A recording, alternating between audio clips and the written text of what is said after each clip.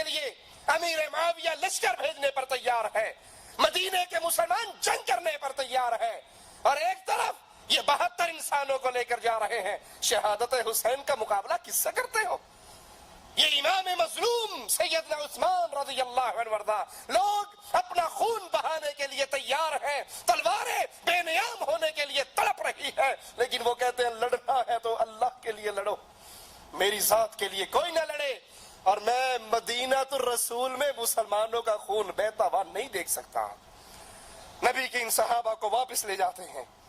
عبداللہ بن سلام رضی اللہ عنہ وارضہ نے باغیوں سے کہا، لوگوں تم عثمان کو قتل نہ کرو، تم میں سے جو شخص عثمان کو قتل کرے گا وہ اللہ سے کوڑی ہو کر ملے گا، کوڑ کے مرض میں مبتلا ہو کر اللہ کے دربار میں اٹھے گا۔ یاد کرو اللہ کی تلوار ابھی تک نیام کے اندر ہے، لیکن اگر تم نے عثمان کو قتل کر دیا پھر اس کی تلوار نیام سے نکل آئے گی اور قیامت تک دوبارہ کبھی میان میں نہیں جائے گی۔ یہ تلوار ابھی نیام کے اندر ہے، ان کی شہادت سے فتنے کے دروازوں کو نہ کھولو، اور اگر تم نے یہ جرم کر لیا پھر وہ تلوار نکل آئے گی، فتنوں کا دروازہ کھل جائے گا، اس کو دوبارہ نیام میں کوئی داخل نہ کر سکے گا۔ باغیوں نے سیدنا علی کو اپنے مطالبات دے کر سیدنا عثمان رضی اللہ عنہما کے پاس بھیجا۔ سیدنا علی پہنچے، کہا اللہ کی قسم اے عثمان میں نہیں جانتا تجھے کیا کہوں، میں کوئی ایسی بات نہیں جانتا جس کی خبر آپ کو نہ ہو، میں کوئی ایسا امر نہیں جانتا جو آپ کو بتلاؤں اور آپ اس سے واقف نہ ہو، جتنا علم آپ کو ہے اتنا ہی ہمیں ہے، مجھے آپ پر سبقت کی کوئی وجہ نہیں دکھائی دیتی، جو آپ نے نبی سے سنا ہم نے سنا، جو آپ نے نبی کو کرتے دیکھا وہ ہم نے کرتے دیکھا، آپ بھی نبی کی صحبت میں رہے ہم بھی نبی کی صحبت میں رہے، ابو بکر و عمر بھی حق پر عمل کرنے میں آپ سے افضل نہیں تھے، جس طرح وہ حق پر عمل کرتے اسی طرح قرآن و حدیث کی آوازیں پر آپ عمل کرتے، آپ ان دونوں سے بڑھ کر ابو بکر و عمر سے بڑھ کر رسول اللہ صلی اللہ علیہ وسلم کے قرابت دار، آپ کو داماد رسول بننے کا 2 مرتبہ شرف حاصل ہوا جو ان کو نہیں حاصل ہوا۔ ابو ذر الجہنی سیدنا عثمان کے پاس آئے تو سیدنا عثمان رضی اللہ عنہ وارضہ نے فرمایا 10 باتیں میں نے اللہ کے ہاں امانت رکھی ہیں۔ پہلی بات، میں چوتھا مسلمان ہوں، چوتھا آدمی ہوں جس نے محمد کریم صلی اللہ علیہ وسلم کے ہاتھ پر بیعت کی۔ رسول کی 2 بیٹیاں میرے نکاح میں آئی، یہ شرف اور کسی کو نہیں ملا۔ میں نے کبھی گانا نہیں گایا، کبھی راگ نہیں گایا، میں نے کبھی برائی کی خواہش نہیں کی۔ جب سے میں نے نبی کے ہاتھ پر بیعت کی ہے، جب سے میں نے نبی کے ہاتھ پہ بیعت کی، میں نے اپنا دایاں ہاتھ کبھی اپنی شرمگاہ کو نہیں لگایا۔ ہر جمعے کو میں ایک غلام اللہ کے لیے آزاد کرتا ہوں، اور اگر کسی جمعے کو میرے پاس غلام نہ ہو تو میں اگلے جمعے کو اس کی قضا ادا کرتا ہوں۔ زمانہ جاہلیت میں یا اسلام میں، دونوں زمانوں میں نے کبھی چوری نہیں کی۔ زمانہ جاہلیت یا اسلام میں نے کبھی زنا نہیں کیا۔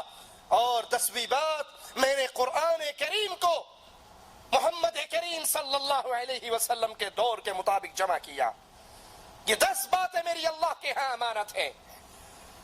سیدنا مغیرہ بن شعبہ رضی اللہ عنہ وارضہ عثمان رضی اللہ عنہ وارضہ کے پاس آتے ہیں، ایام محاصرہ ہے، اور آپ کی خدمت میں عرض کرتے ہیں کہ افسوس خلیفہ ہوتے ہوئے بھی آپ پر اتنی بڑی مصیبت آئی۔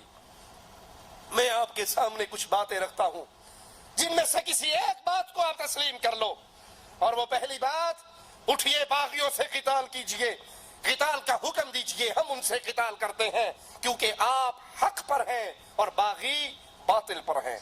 آپ کے مددگار بہت ہیں، نبی کے صحابہ کے شاگرد موجود ہیں مدینہ کے اندر، اور آپ سے سوال کر رہے ہیں، اجازت دیجئے ہم ان باغیوں کے سروں کو کاٹنے کے لیے تیار ہیں۔ سیدنا حسین کو روکنے کے لیے صحابہ ان کے گھوڑوں کی لگام پکڑتے ہیں، اور یہاں صحابہ منتیں کرتے ہیں، عثمان ایک مرتبہ اجازت تو دے دو، لیکن سیدنا عثمان کہتے ہیں میں اپنے لیے کسی کو خون بہانے کی اجازت نہیں دیتا۔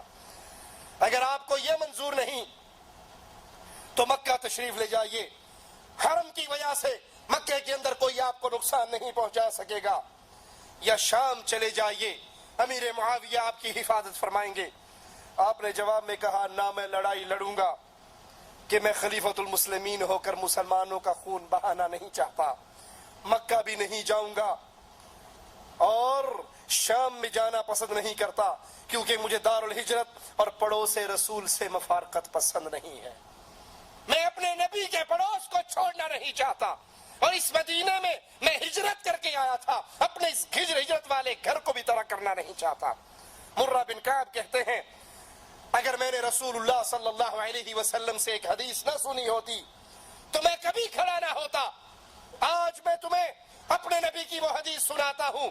میرے نبی کریم صلی اللہ علیہ وسلم نے فتنوں کا ذکر کیا اور کہا یہ قریب ہی ظاہر ہونے والے ہیں، اور اتنی دیر میں ایک شخص منہ پہ کپڑا لپیٹے ہوئے وہاں سے گزرا۔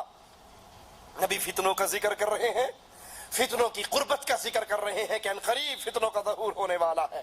ایک شخص منہ پہ کپڑا لپیٹے ہوئے وہاں سے گزرا تو اللہ کے رسول صلی اللہ علیہ وسلم نے فرمایا اس فتنے پر جو ابھی قریب ظاہر ہونے والا ہے، یہ شخص جو جا رہا ہے اس دن یہ ہدایت کے راستے پر ہوگا۔